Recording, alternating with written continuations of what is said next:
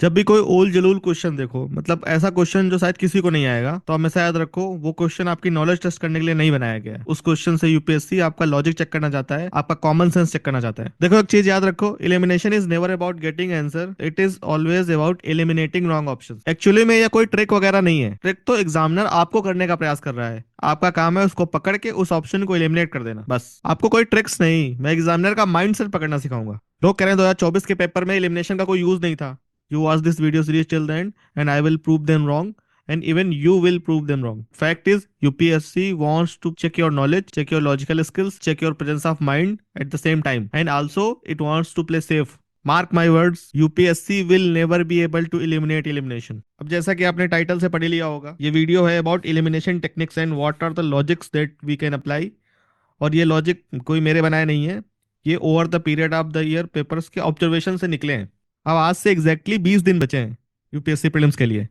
So I think this is the right time to learn such things. I know YouTube is flooded with such videos, but मैं पहले आपको ये knowledge क्यों नहीं देना चाहता था, क्योंकि आई नो अगर आप अभी से एलिमिनेशन यूज करने लग जाओगे तो you will not study. And इस बात को ध्यान रखो कि elimination can never replace your knowledge, it is just to supplement it. थोड़े से मार्क्स आपके बढ़ जाएंगे, कहीं कहीं कुछ कोई ऑप्शन में यूपीएससी का इस तरह का फॉर्मेट है कि वो कुछ ऑप्शन एलिमिनेट करने में हेल्प आ जाएगा। ये कभी नॉलेज को आपके या आपके कॉमन सेंस को कभी एलिमिनेट नहीं कर सकता। हमेशा याद रखो, knowledge is paramount, knowledge is the most important, बाकी सब चीजें उसके बाद हैं।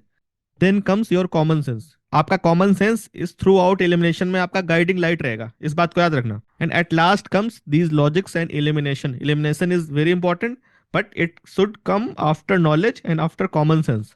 अब ये चार तरीके से मैंने डिवाइड किया इस वीडियो को। पहले तो कुछ लॉजिक होते हैं जिनमें कि कुछ तरीके से अगर आपको ऑप्शन, जिनमें कि अगर कुछ स्पेशल फॉर्मेट में ऑप्शन दिया हुआ है तो वो मोस्टली सही होगा। देन अगर कुछ स्पेशल फॉर्मेट में आपका ऑप्शन दिया हुआ है तो उसके गलत होने के चांस ज्यादा हैं। अब यहाँ पे ध्यान रखना, मैं किसी भी सेंटेंस पे ये नहीं कह रहा हूँ कि वो सही ही होगा, नहीं, सही ही नहीं होगा। अब देखो एक बात याद रखो, every generalisation has some exceptions, तो इनके भी एक्सेप्शंस हैं। 100% सही नहीं होगा, लेकिन आपको 90% तो सही देगा और आपके मार्क्स इमेंसली बढ़ा देगा। मतलब इस बात को गांठ बांध के रखो कि अगर आपने सारी ट्रिक्स यूज करी तो भले आपके कुछ क्वेश्चन गलत भी होंगे, लेकिन नेट कभी भी निगेटिव नहीं जाओगे। इस बात को बिल्कुल गांठ बांध लो कि नेट निगेटिव नहीं जाओगे। इनका बस दिल से, समझदारी से, सही लॉजिक से, सही कॉमन सेंस यूज करोगे, कभी नेट निगेटिव नहीं जाओगे, हमेशा नंबर बढ़ाएगा ही आपके। फिर कुछ होते हैं जो सब्जेक्ट स्पेसिफिक होते हैं, कुछ तरह का नॉलेज है जो हर जगह कॉमन सेंस अप्लाई नहीं होता है। फॉर एग्जाम्पल कि मैं कह दूं कि एक्सट्रीम स्टेटमेंट गलत होते हैं, जनरली लोगों को पता है कि बहुत एक्सट्रीम स्टेटमेंट है तो गलत होगा, लेकिन क्या पॉलिटी में आप इसको अप्लाई कर पाओगे? नहीं कर पाओगे। क्यों? क्योंकि पॉलिटी में एक्सट्रीम चीजें होती हैं। फॉर एग्जाम्पल कि कोई चीज है जिसको प्रेसिडेंट ही कर सकता है और स्टेटमेंट लिख के आ जाए, only president can summon parliament. अब आप इसको गलत कह पाओगे क्या? नहीं कह पाओगे, क्योंकि it is true. In the same way facts होते हैं कुछ साइंस एंड टेक में, तो साइंस में कुछ चीजें जो फैक्ट है वो फैक्ट है, उन पे अगर आप वो चाहे एक्सट्रीमली वर्डेड सेंटेंस में लिखा हो चाहे माइल्डली लिखा हो, वो सही है तो सही होगा। So science and tech and polity में इस तरह की चीजें नहीं अप्लाई होती, तो सब्जेक्ट स्पेसिफिक नॉलेज होता है जो काम आता है इन जगहों पे। फिर एट लास्ट मैं बोलता हूँ इसको करना चाहिए हमेशा, एक तरीका होता है ऑप्शन प्ले का। कुछ क्वेश्चन ऐसे होते हैं जिनमें मल्टीपल स्टेटमेंट्स होते हैं, किसी में तीन, किसी में चार, किसी में पांच। और मोस्टली ऐसा देखा गया है कि कुछ एक पैटर्न्स होता है इनके ऑप्शंस में, तो वो पैटर्न पकड़ना है हमको। और जब हमको हमारा नॉलेज फेल कर जाए, जब हमारा कॉमन सेंस फेल कर जाए, तो उस पैटर्न के हिसाब से अगर हमको जरूरत पड़े तो उस पैटर्न के हिसाब से हम सही कर दें। This is the approach. अब पहले एक समरी देख लो कि इस वीडियो में क्या क्या पढ़ने वाले हैं। First logic name is UPSC love someone. Second is common sense filtering. Third is bookish versus frame language. Fourth will be mild words. Fifth will be probable statements. Six is hard to prove wrong statement. Seven is etymology. आठवां रहेगा आपका odd one out answers. नौवां रहेगा आपका extreme words. दसवां रहेगा आपका negative words. ग्यारहवां रहेगा आपका अनफेमिलियर और सरप्राइजिंग फैक्ट्स। बारहवां रहेगा आपका डाटा, स्टेट्स और फैक्ट्स। और तेरहवां और लास्ट जो इस वीडियो में रहेगा that will be steadily increase and decrease. अब ये वीडियो आपको एक बार देख के छोड़ नहीं देना है, देखो एक बार देखना है, उस चीजें का प्रैक्टिस करनी है। उसमें से कुछ आपका दिमाग का है तो वो मुझे कमेंट सेक्शन में लिख के बताओगे कि इस जगह कौन सी चीज सही हो सकती थी या कुछ और तरीके से सोचा जा सकता था क्या। तो चलिए आप शुरू करते हैं। फर्स्ट ट्रिक को मैंने नाम दिया है UPSC love someone, like we all we love someone, so UPSC also has crush on some things. अब वो कौन सी चीजें हैं, इनकी एक लिस्ट है जो ऑब्जर्वेशन के थ्रू निकाली गई है। तो अगर ये ऑप्शन में है तो आपके हाई पॉसिबिलिटी है कि वो सही होगा। मैं नहीं कह रहा हूँ कि 100% सही होगा, पर हाई पॉसिबिलिटी सही होगा। जब आपको कुछ और नहीं समझ में आ रहा है तब आप इसको अप्लाई कर सकते हो। एक बात याद रखो, बहुत बार नहीं सही होगा, बट नेट फर्स्ट ईयर रहोगे ये गारंटी है मेरी। नेट नेगेटिव मार्क्स कभी नहीं जाएंगे। ये एक मैंने लिस्ट बनाई है, ये लिस्ट एग्जॉस्टिव नहीं है। इससे भी और भी चीजें जोड़ी जा सकती हैं जो आप जोड़ सकते हो, जो आप प्रीवियस ईयर एनालिसिस करोगे तो you can find some other thing which are equally true. जैसे कि corals, ports, land, forest and wetlands. Akbar हो गया, अशोका हो गया, विजयनगर एम्पायर जैसे Krishnadevaraya, north eastern states, Andaman and Nicobar, labour, European Union, ASEAN, WTO, virus, fungi, G, DNA. मतलब ये कुछ एक लिस्ट मैंने बताई है, ये इंडिकेटिव लिस्ट है। अगर ये आपके ऑप्शन में है तो मोस्ट प्रोबेबली चांस है कि वो ऑप्शन सही होगा। जब आपका नॉलेज और कॉमन सेंस फेल कर जाए तो आप इसको टिक मार के चले आना, और नेट निगेटिव नहीं जाओगे, ये मेरी गारंटी है। अब इस पे बेस्ड हम कुछ क्वेश्चन कर लेते हैं। 2024 का ही पेपर है। पूछा गया था फॉलोइंग रूलर्स मिडिवल इंडिया जिन्होंने पोर्तुगीज को परमिशन दी थी भटकल पोर्ट बनाने की। अब इसमें ये ऑप्शंस थे, लेकिन यूपीएससी का फेवरेट विजयनगर एम्पायर से कृष्णदेवराया ऑप्शन थे इसमें, सो ये सही है।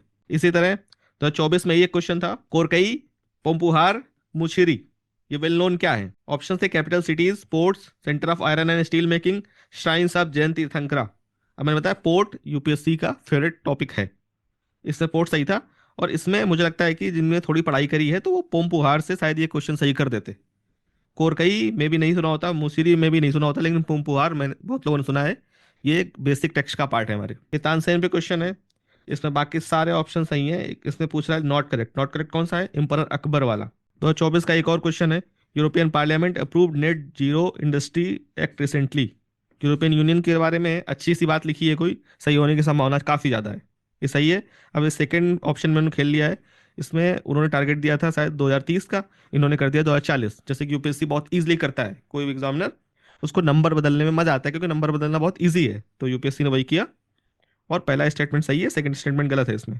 सिमिलरली ये 2020 में क्वेश्चन था, ये कुछ डिस्क्रिप्शन लिखा था कि ये किसने कहा है कि whoever praises his religious sect and blames other sect out of excessive devotion to his own sect with this view of glorifying his own sect rather injures his own belief actively. अब इसमें इतने सारे option थे, इसमें कृष्णदेवराया भी था जो कि सही होने की संभावना इक्वली है, बट इसमें अशोका सही था। तो आप एटलीस्ट ये और समुद्रगुप्त और हर्षवर्धन काट सकते हो, संभावना ज्यादा किसकी है? अशोका, कृष्णदेवराया की।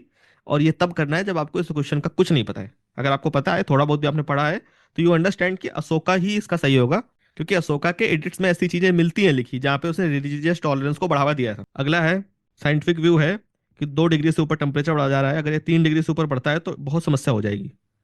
दूसरा कौन सा ऑप्शन है? कोरल्स के बारे में, सही होने की संभावना काफी ज्यादा है। अब इसमें क्या है, इसमें ये इलॉजिकल स्टेटमेंट दे दिए हैं, तो इसलिए 3 और 4 गलत हैं। इससे एलिमिनेशन आप कैसे यूज कर सकते हो?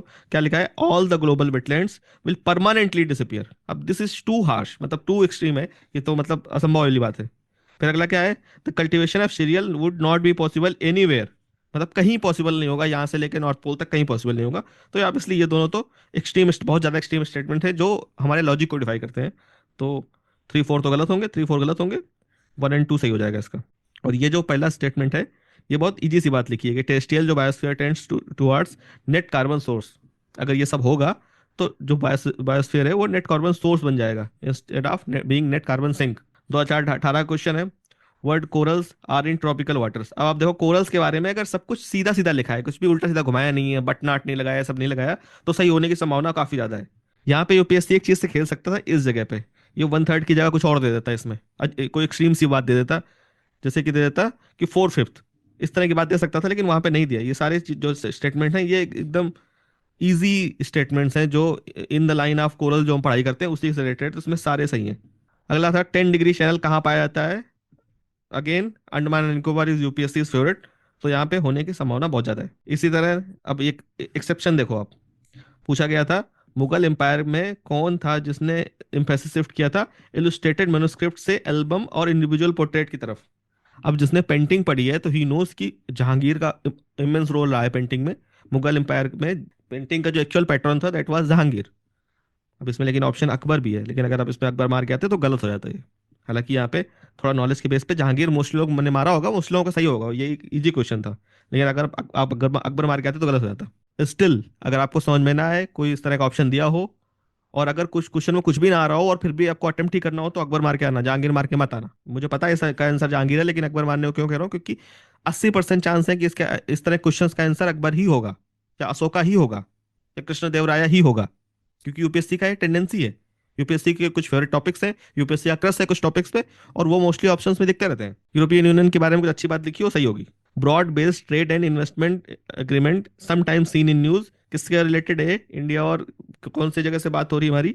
European union. इसमें कौन सा ही था? European union. अगला था regional comprehensive economic partnership appears in news. अब एक यूपीएससी फेवरेट आसियान भी है, यहाँ पे आसियान सही है। आरईसीपी के बारे में पूछ रहा था, ये नॉलेज के बेस पे भी मुश्किलों को पता होगा, आरईसीपी आसियान से रिलेटेड है।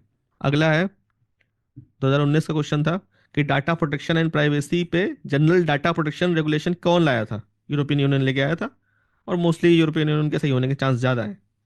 और इसमें इस तरह के क्वेश्चन में एक ट्रिक और लगती है, जो एज ए लास्ट रिजॉर्ट ही लगानी होती है।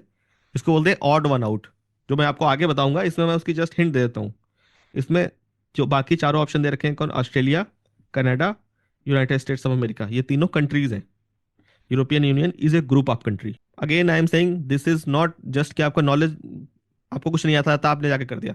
जब आपको क्वेश्चन बिल्कुल नहीं आ रहा है और आपको अटेम्प्ट ही करना है, तब इस तरह की डेस्परेट चीजें अटेम्प्ट करी जाती हैं, जिनका कि हमेशा नेट पॉजिटिव रहता है। इतना तो मैं कह सकता हूँ आपको।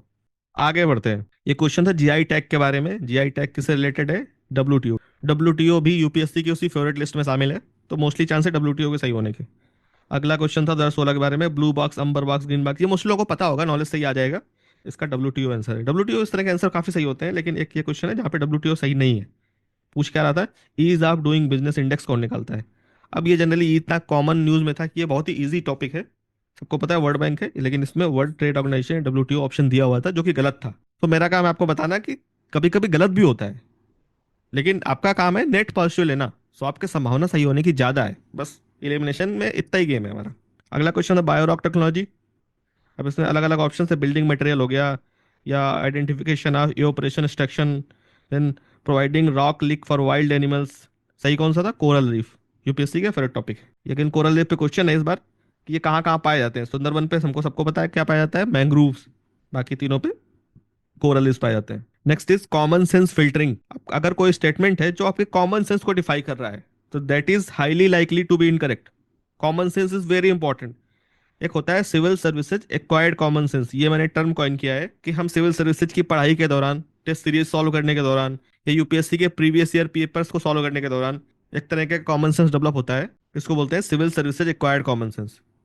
तो हमारे civil services acquired common sense को अगर कोई स्टेटमेंट डिफाई करता है, अजीबो गरीब है, तो 90% गलत ही होगा वो। हमको मार करके आना है गलत मोस्टली, जब तक कि हमारा नॉलेज ही उसके आगे अड़ जाए कि नहीं यार ये तो सही है। पहला स्टेटमेंट देखो क्या कह रहा है, CSR rule specify expenditures that benefit company directly और its employ will not be considered as CSR. अब ये तो लॉजिकल बात है, ऐसा होता तो सारी कंपनियां अपने एम्प्लॉयज को एक एक कार गिफ्ट कर देती और बोलती कि हमारा कॉर्पोरेट सोशल रिस्पॉन्सिबिलिटी पूरी हो गई है ना। तो लॉजिकल बात है, ये लॉजिक से सीधे सीधे वो रिलेट हो रहा है। अगला कौन सा है? CSR rules do not specify minimum spending on CSR activities. अब ये हमारे कॉमन सेंस को डिफाई कर रहा है। क्यों? क्योंकि कोई कंपनी पैसा खर्च करना नहीं चाहती है, लॉजिकल बात है। ऐसा होता तो सारी कंपनियां बोलती 10 रुपए खर्च कर दिया हो गया सीएसआर कंप्लीट, तो फिर तो सीएसआर का पूरा पर्पज ही डिफीट हो जाएगा, कोई कॉर्पोरेट सोशल रिस्पॉन्सिबिलिटी रही नहीं जाएगी। तो ये गलत है, तो इसमें पहला सही है। 2024 का ये क्वेश्चन है, पहला क्या है? India is a member of international grains council. अब बहुत लोगों ने इसका नाम नहीं सुना होगा, दैट इज फाइन। पहला सेंटेंस में कुछ अलग नहीं है, हो भी सकता है नहीं भी हो सकता है। आगे बढ़ते हैं हम लोग। A country needs to be a member of international grain council for exporting और इम्पोर्टिंग राइस एंड वीट। अब यहाँ पे कॉमन सेंस डिफाई कैसे हो रहा है? ये अगर कोई न्यूक्लियर आर्म्स के बारे में बात करता है, कोई केमिकल्स के बारे में बात करता है जिसका दुनिया पे बड़ा इंप्लीकेशन हो रहा है, तो आई कैन अंडरस्टैंड कि दुनिया ने इस तरह का अरेंजमेंट बनाया होगा जिससे कि इसका एक्सपोर्ट इंपोर्ट थोड़ा कंट्रोल रहे। लेकिन जस्ट इमेजिन कि खाना, rice and wheat is a food, खाना अगर मैं एक कंट्री से दूसरे कंट्री को दे रहा हूँ, इस पे किसी इंटरनेशनल ऑर्गेनाइजेशन का हमको मेंबर बनना पड़े, नहीं तो हम इंपोर्ट ही नहीं कर सकते। ये बात इलॉजिकल है, तो ये गलत है। आगे बढ़ते हैं। तो 23 में क्वेश्चन था, once central government notifies area as a community reserve. अब जरा शब्दों को ध्यान रखना, कम्युनिटी रिजर्व दैट मीन्स कि it is something related to community. पहला सेंटेंस क्या है? Chief wildlife warden of the state becomes governing authority of such forest. अब वी ऑल अंडरस्टैंड कि चीफ वाइल्ड लाइफ वार्डन का काम होता है फॉरेस्ट में एनिमल्स का प्रोटेक्शन, मेनली नाम ही है वाइल्ड लाइफ वार्डन। तो एक कॉमन सेंस आप ये लगा सकते हो कि अगर कम्युनिटी को कोई चीज रिजर्व करी जा रही है, दैट मीन्स कि गवर्नमेंट कंट्रोल लूज हो रहा है उस पर, बढ़ नहीं रहा। गवर्नमेंट कंट्रोल बढ़ना नहीं चाहिए। तो लेकिन फिर भी ये सेंटेंस में भी आपको आता हो, मैं भी ना आता हो, चल जाएगा। अगला है hunting is not allowed in such areas. अब ये एकदम प्लेन स्टेटमेंट है, hunting is not allowed anywhere. Hunting तो अलाउड ही नहीं है अनटिल अनलेस किसी जानवर को वर्मिन डिक्लेयर कर दिया जाए। यू ऑल अंडरस्टैंड ना? तो ये सेंटेंस सही है इसका मतलब। अगला क्या है? People in such areas are allowed to collect non timber forest produce. Mostly जगह अलाउड होता है क्योंकि उनका लाइवलीहुड डिपेंड करता है। तो ये सीधा सीधा स्टेटमेंट है। अगला क्या है? People in such areas are allowed to practise traditional agriculture. अब ट्रेडिशनल एग्रीकल्चर क्या है, थोड़ा सा आपका दिमाग घूमना चाहिए। ट्रेडिशनल एग्रीकल्चर में क्या आता है? जूम कल्टीवेशन, इस तरह की जो कल्टीवेशन थी पहले, जो कि इन्वायरमेंट के लिए हाईली डेंजरस है। तो इसको तो अलाउड नहीं किया जा सकता। तो आपके ऑप्शन क्या बचते हैं? टू ओनली, अगर आप इसको गलत मानते हो तो। हो सकता है आप इसको पहले वाले को आपको ना पता हो, सही मान लो, तो आप थ्री ओनली कर दोगे। इस केस में आपका ऑप्शन गलत हो जाएगा, बट दैट इज ओके। आपने इसको एलिमिनेट कर लिया और ये दो सही है, ये आपको पता चल गया। मैंने फिर से बताया ना, एलिमिनेशन का जो मोटिव है वो क्वेश्चन में आंसर निकाल पाना नहीं है, आंसर के क्लोज लाना है। हो सकता है दो ऑप्शन एलिमिनेट करके आप फिर भी 50-50 में फंस जाओ, बट 50-50 में फंसोगे, प्रोबेबिलिटी बढ़ जाएगी आपके सही होने की। यही काम है एलिमिनेशन का। अगला दे रहे हैं, तो 23 का ही क्वेश्चन है। Switzerland is one of the leading exporter of gold in terms of value. अब ये अगर थोड़ा बहुत जिसको जानकारी है गोल्ड की, तो ही मस्ट अंडरस्टैंड कि शायद ये सही है। पर ठीक है, आपको पता है नहीं पता है, दोनों केसेस में आप, ये प्लेन स्टेटमेंट है, आपको पता हो भी सकता है, पता नहीं भी हो सकता है। आगे बढ़ते हैं, सेकंड स्टेटमेंट देखते हैं। Switzerland has second largest gold reserves in the world. अब यूपीएससी यहाँ पे आपको कैसे ट्रिक करा, देखो। पहले क्या कह रहा है कि ये दुनिया का सेकंड लार्जेस्ट गोल्ड एक्सपोर्टर है। एक्सपोर्टर होना एक अलग बात है, लेकिन आपका जो दिमाग है, पहले उसने आपको कंडीशन किया कि एक्सपोर्टर तो बहुत बड़ा है। अब आपका दिमाग में आएगा कि एक्सपोर्टर है तो होगा उसके पास कहीं से तो आता होगा गोल्ड, तब तो एक्सपोर्ट कर रहा है। लेकिन आपका दिमाग एक साइड मिस कर देगा कि दुनिया में कोई चीज़ होती है ट्रेड, कोई चीज़ कहीं से खरीदी जाती है, फिर वहां से बेची जाती है कुछ प्रोसेस करने के बाद। तो स्विट्जरलैंड एक अच्छा प्रोसेसिंग सेंटर है जहाँ से इस तरह की चीज़ें आती हैं और बेची जाती हैं। अब एक, लेकिन इसमें कॉमन सेंस क्या लग सकता है? अगर जिसने मैपिंग करा है तो उसको स्विट्जरलैंड का जो एरिया है वो समझ में आ रहा होगा। स्विट्जरलैंड का एरिया इतना छोटा है कि हमारा दिल्ली जैसा सिटी। अब इतने छोटे से एरिया में दुनिया का सेकंड हाईएस्ट रिजर्व हो जाए, दैट इज, मतलब थोड़ा अपसेट टाइप से स्टेटमेंट है या टू मच, मतलब बहुत इन्फ्लेटेड स्टेटमेंट है, जिसके गलत होने की संभावना बहुत ज़्यादा है। तो ये गलत हो जाएगा।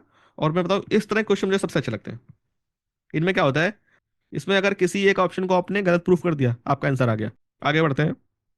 स्टेटमेंट है 23 का ही। India has more arable area than China. अब ये पहले ही नजर में थोड़ा सा लगता है कि यार ये कैसे हो सकता है, चाइना तो हमसे बहुत बड़ा है, 2.5 गुना बड़ा है। हालांकि जिसको थोड़ा सा और आइडिया है तो वो अंदर समझ में आएगा कि उसको चाइना का बहुत सारा एरिया, तो पहाड़ है बहुत सारे एरिया, तो एक्चुअली गोबी डिजर्ट एंड पठार इस तरह का एरिया है।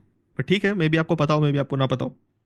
अगला है, the proportion of irrigated area is more in India as compare to China. अब ये भी पता नहीं है, लेकिन इसमें थोड़ा सा एक लॉजिकल बात ये है कि चाइना एग्रीकल्चर में हमसे ज़्यादा एडवांस कंट्री है, ये हमको बेसिकली जानकारी है।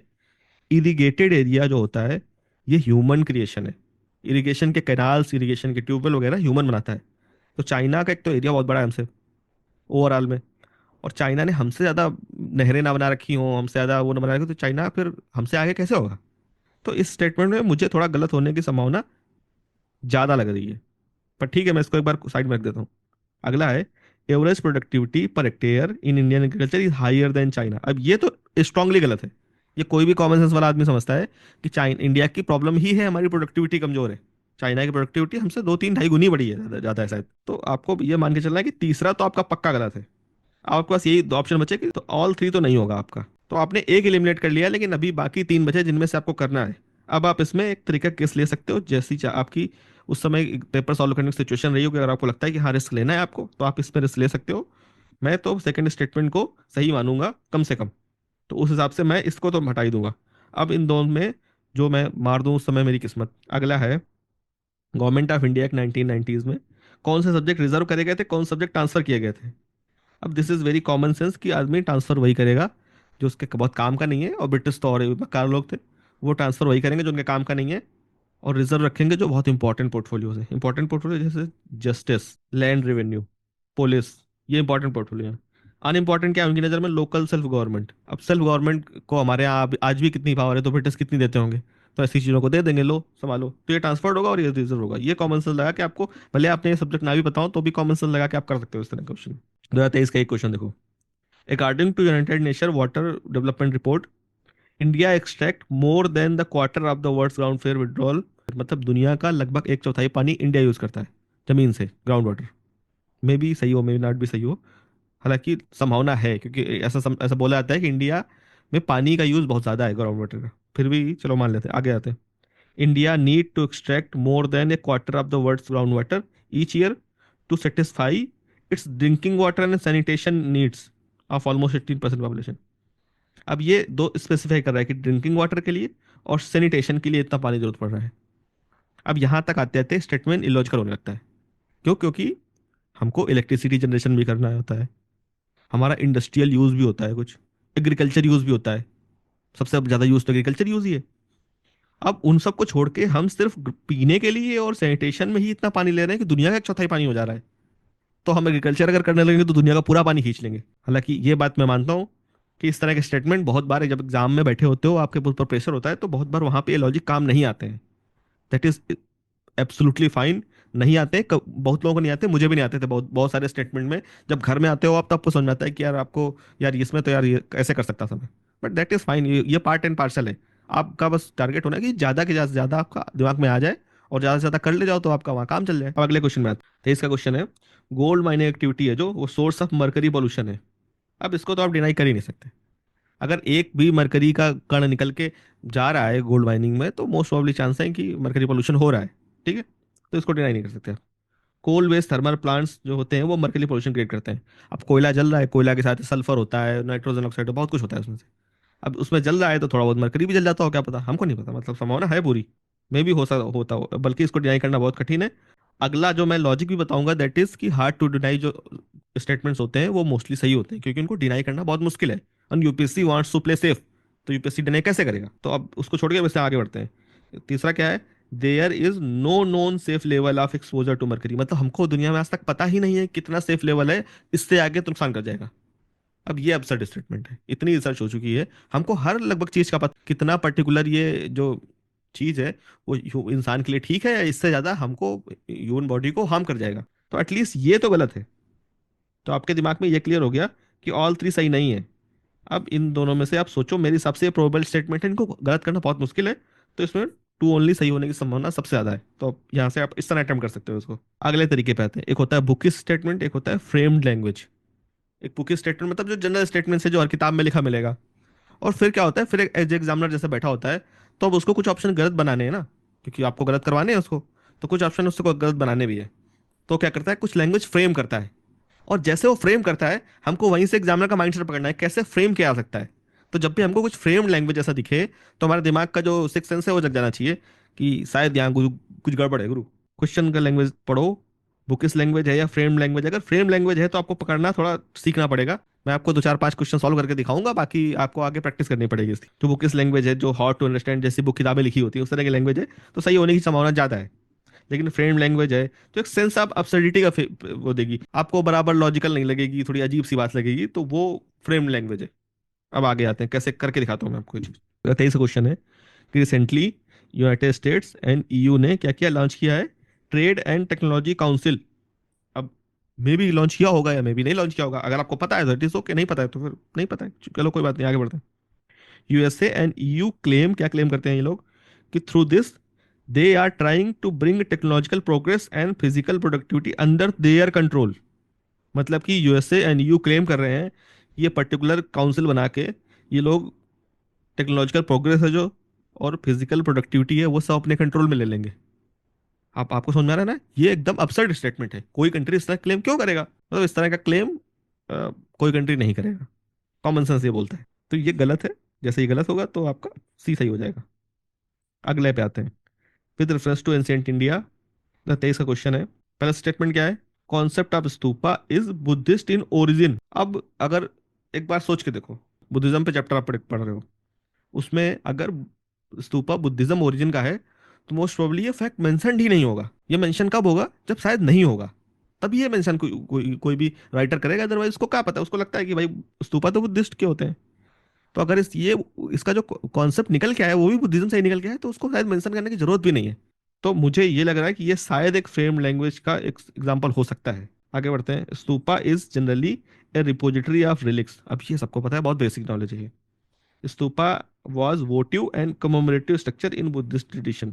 अब ये भी मोटा मोटा सही है। अब मैं आपको दिखाता हूँ कि एक्चुअल स्टेटमेंट क्या था जिसको यूपीएससी ने इस तरह फॉर्म किया। इसमें वास्तव में दोनों सही थे। इस तरह का स्टेटमेंट था ये।